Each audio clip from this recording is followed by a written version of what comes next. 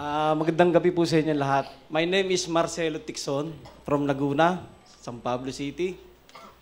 I'm a father of three.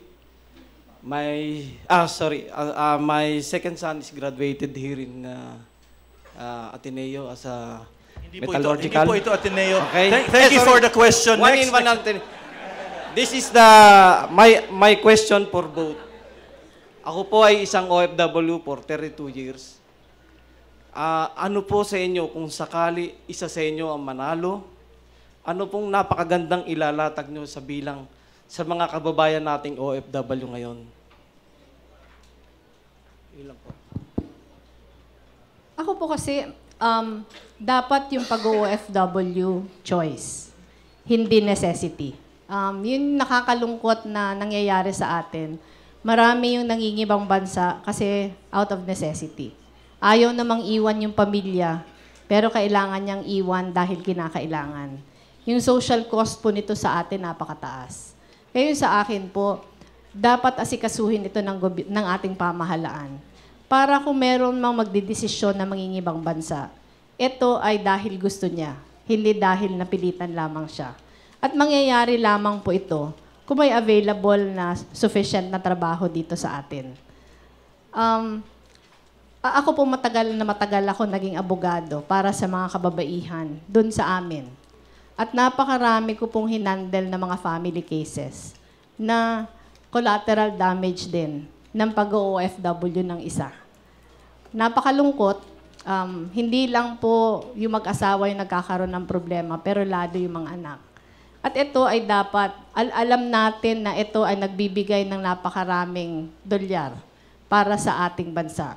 Ngayon, nandun tayo sa isang sitwasyon na yung BPO industry natin, malapit niya ng maungusan.